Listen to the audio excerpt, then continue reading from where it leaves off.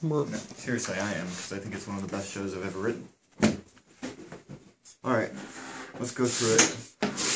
I know a lot of this is going to get chopped. I figured I'd ask Paul to see if we can do a little video blog of it. So this is how we're doing the rundown for Threatwire. Huh? I've been here since 6 writing this, and hopefully it'll come out to be a pretty good show, although I did just talk to Revision 3 and they want us to cut it down to like 7 or 8 minutes. So I guess I'll just pull up a stopwatch here. Do you want to just bounce back and forth on the major bullet points, and then sure. we'll... Okay. Alright. I'm just going to go verbatim on this. Let's see. Google's looking for you to pledge your support for for the freedom and... Here, let me restart that. Google's looking for you to pledge your support for the free and open internet. From Google's landing page at google.com/freeandopen, quote, "A free and open world depends on a free and open internet. Governments alone, working behind closed doors, should not direct its future." Or, I guess it's, the billions of people around the globe who use the internet should have a voice. Google goes on to state that the International Telecommunications Union, or ITU, is bringing together regulators from around the world to renegotiate a decades-old communications treaty, and that, quote, "proposed changes to the treaty could increase censorship and threaten innovation." The event Google's referring to is the World Conference on International Communications. It's happening on December 3rd and aims to review a regulation from 1988 concerning telecommunications. So let's take a step back and understand who these ITU people are, how we got here, and what this might mean for the internet. The International Telecommunication Union, or ITU, was formed in 1865 by the United Nations to coordinate shared global communication technologies such as radio spectrum and satellite orbits. They also work to improve telecommunication infrastructure in the developing world and establish worldwide standards. Memberships consists of 193 countries, over 700 private sector entities, and academic institutions.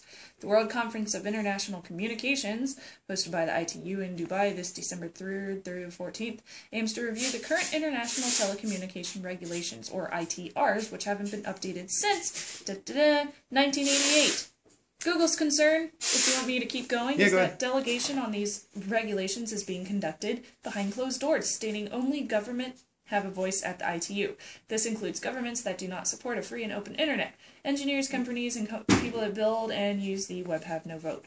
This is far from the first time the United Nations has weighed in on the internet. In June, the Human Rights Council passed a resolution affirming that the same rights that the people have offline must be protected online, in particular freedom of expression, which is applicable regardless of frontiers and through any medium in one's choice. The motion was even endorsed by countries that currently censor the internet, including China.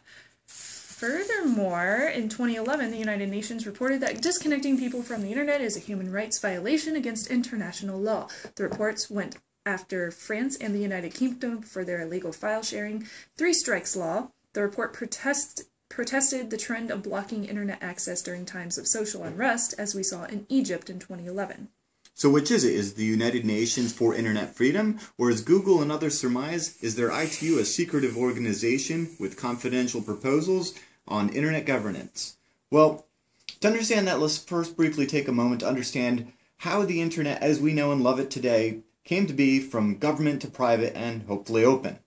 In 1969, the internet was born, first with 2 nodes in UCLA and SRI in Menlo Park, connecting to form what would become then the ARPANET, the first packet-switched network set up by the United States Department of Defense for use by universities and research labs. In 1973, the United States Department of Defense Advanced Research Projects Agency, or DARPA, recruited Vint Cerf from Stanford University to develop a method for unifying networks. The answer was RFC 675, which would then become TCP/IP, or the underlying protocol of the Internet.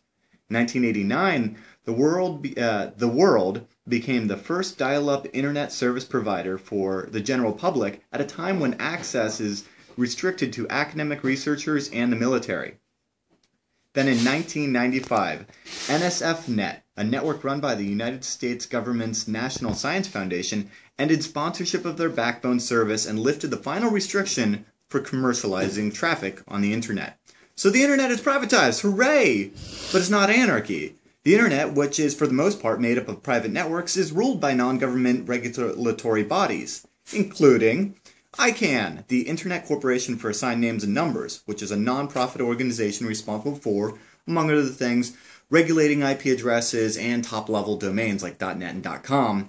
And prior to their creation in 1998, the U.S. government completely controlled the Internet's domain name system.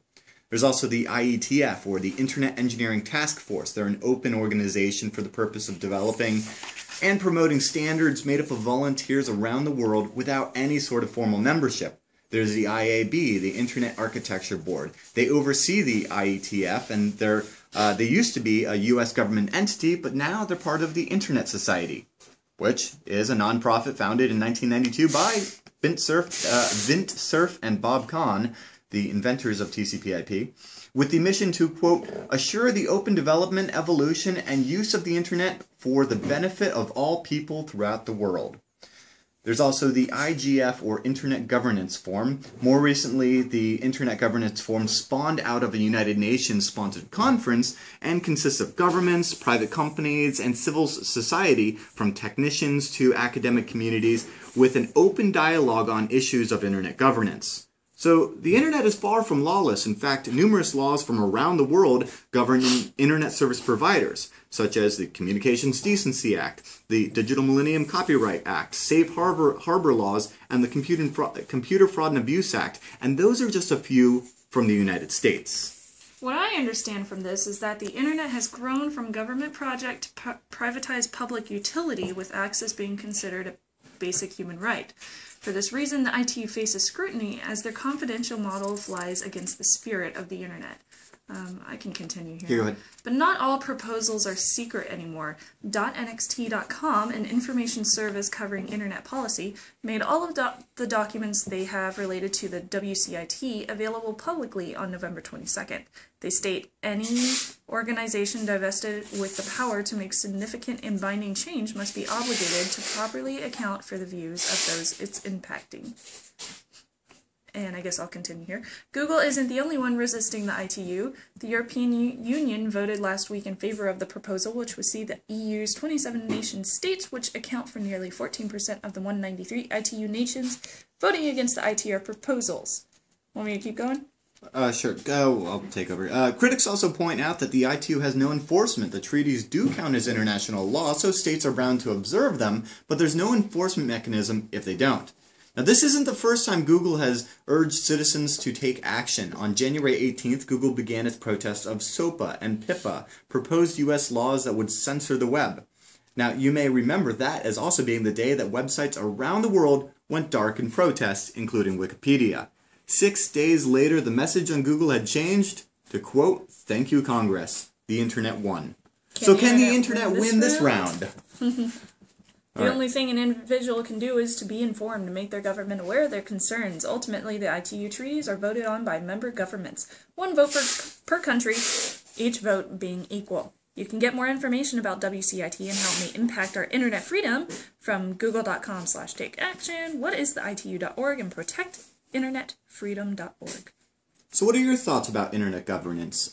Should it be in the hands of the world's governments, the United Nations, the corporations like Facebook and Google hosting services, the communications companies like British Telecom and AT&T who lay the cables, the citizens?